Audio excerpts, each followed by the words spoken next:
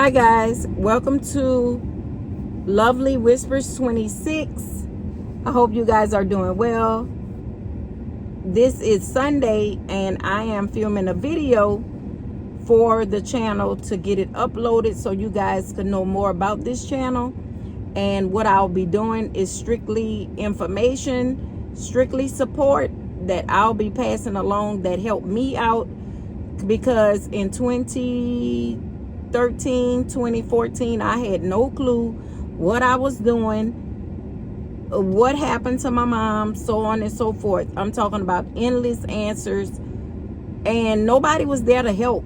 You know, when the mind is broken, or when you have a disability that concerns the mind, nobody knows what to do, kind of, sort of. So that's where I step in at. I'm going to help you with any questions that you may have. I can't give you any doctorly advice, but I'm here to walk with you as a caregiver, as someone who takes care of their mom full time on a daily basis, and I still work full time. But so let's take a walk behind the scenes. Here are 10 things I wish someone had told me, right? If I could go back to the day my mom was diagnosed, there are so many things I wish someone would have told me, sat down and told me, take me by my hand and really tell me the truth about this ugly disease, right? Maybe it would have changed the diagnosis. It wouldn't have changed the diagnosis, but it would have changed my outlook early on, right? But it would have changed how I walk through it. If you're caring for someone with dementia and Alzheimer's, I'm going to walk you through my life, and hopefully it helps you, right? I'll give you little different tricks and stuff, tips and all that, right? So dementia changed the brain. Dementia, Alzheimer's changed the brain. It does not change the love that you and that person shared, right? The bond, right? So your loved one may forget your name, but they will not forget, you know, how comfortable they are around you, how loved, you know, how special. You know, they might not remember your name, but y'all can connect with certain little things. You know, y'all could do a puzzle together, y'all could take a walk together, wash hair, do nails, do toes, bathe them, however that looks like for you, your caregiving journey. I've had to do all of the above for my mama. So your patience, your presence, and your kindness and your love keep showing up. Like, everybody's situation is different. I chose to keep my mom at home because I never talked about what to do with her in that case. Because remember, guys, she was just 53 years old when she got diagnosed, right? So this was, I didn't know what to do, where to go, and I didn't have no answers, no nothing, y'all. I was out my mind. Do you hear me? Out my mind. So that's number one. Dementia changes the brain, but it does not change the love, right? You have to keep showing up for your loved one. Stop arguing about what they remember. You're home already. Why do you keep asking, I want to go home, and they already home? Baby, don't argue with a dementia Alzheimer's patient. Just keep telling them the real. You're already home. If you want to go somewhere else, we'll go at 5 o'clock. Keep pushing the time back. You know, keep giving them something to hope for, because it just builds their anxiety. If you say, you're already home, you live here, quit being crazy, quit being stupid. You know, that's the worst thing to do, right?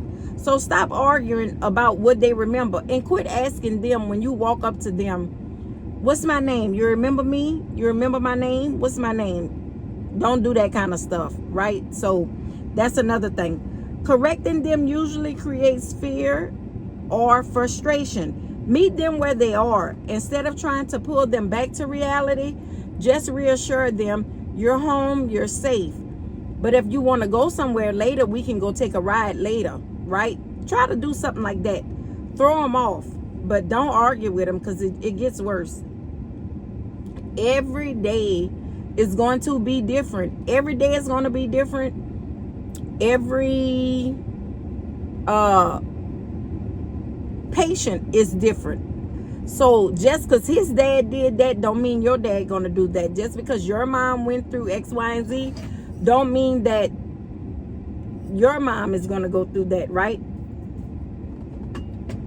Every day is different, and every body is different. You know, you could get little tips and tricks from people, but that's about it, because every case that I know, I work with it. It is different, guys. It is different. Grief begins long before goodbye. So you start grieving that person immediately. You start grieving who they was, who they used to be, the things they used to do, the things they used to cook, you know, like the places y'all used to go, you know, just all of that. Like it is different. Your whole world is different. They're different. You gonna be different, baby. Look, let me tell you. So it's okay to grieve changes while you still love them, you know, because you still have to show up for them. That doesn't mean that you're giving up on them because you're grieving, because you're gonna grieve. I'm still grieving her, right? And she's still here, but I'm still grieving my mom, right? So so grief begins long before goodbye. Number 5, you can't not do everything alone. You need a team, you need a support. You need a team, you need a support. Point, period, blank. You need a team. You cannot do it by yourself. You're going to run yourself crazy. I'm telling you. Accept help when it's offered, and the people who you least expect is going to help you. Family might turn their back on you. Brother, sister, mama, daddy. I'm taking care of my mom. And so it looked different because her sisters and brothers, her other children and everybody, like, they don't understand the magnitude. God gave me the strength. I didn't know he was going to pick me for the job. And baby, he assigned me to that mission. Do you hear me? So you cannot do everything alone. That's number 5. That's the biggest one. That should have been the first one. Take care of yourself. I can't dig too deep into that one because I'm still learning how to take care of myself. I'm still learning how you can't pour from an empty cup.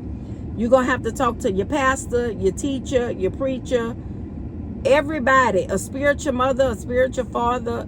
You need a team of people to continuously be praying for you.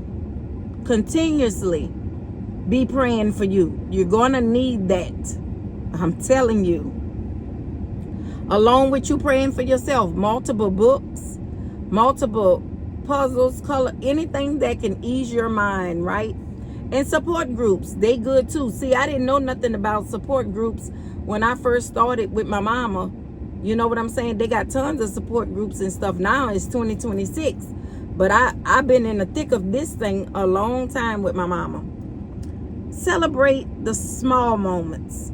A smile that you're going to get from them. A laugh. If they squeeze your hand, you know.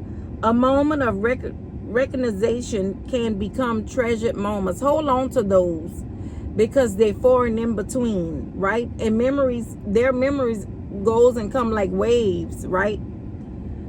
Celebrate the small moments, you know. That's number 7. I just said that.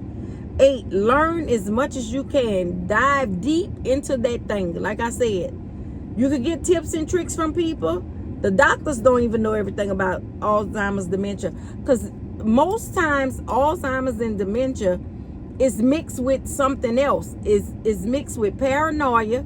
Is mixed with depression. Is mixed with anxiety. So you're not just getting Alzheimer's, dementia, and that's it. that they don't remember. No, you are getting a whole different person with added things: depression, anxiety, paranoid, all of the mental little things. You getting it. You gonna get it. One or two, along with the diagnosis of dementia, Alzheimer's, because they fighting themselves. They trying to figure out what's going on too, guys. You know, I'm not myself. I can't remember. You know, that's enough to run anybody crazy, on top of getting the diagnosis, right? So learn as much as you can. Understanding dementia, Alzheimer's won't remove the pain, but it can help you respond with more patience and confidence, because you'll be walking in that thing like, yeah, I'm here. What else is going on? Kind of, sort of. But baby, it ain't for the weak. Number 9, give yourself grace. Give yourself grace. Yes, I'm talking to you. If you're listening at this video, and if you're taking care of someone, give yourself grace. Don't be hard on yourself.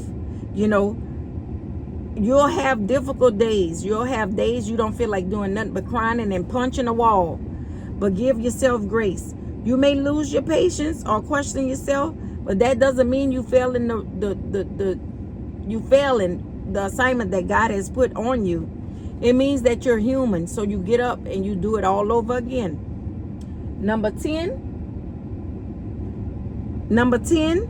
God is with you every step of the way. Every step of the way, God is with you. The big G-O-D.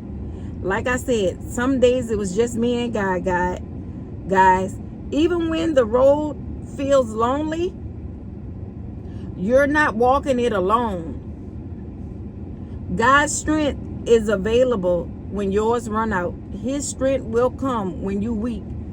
Hell, you gonna have more weak days than you gonna have.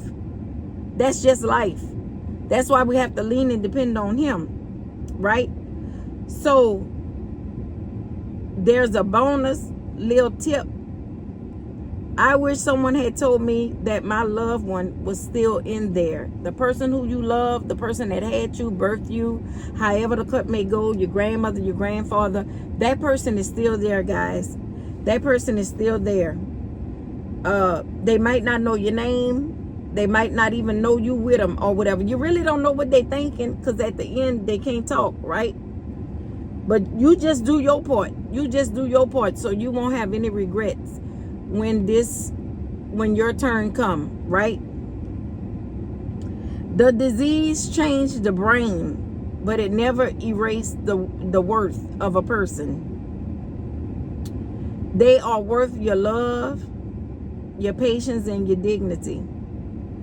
Hang in there, stick with them. It's hard, but just ask me some questions in the chat. I'm trying to do it strategically, because the next thing I'm going to talk about is have that conversation.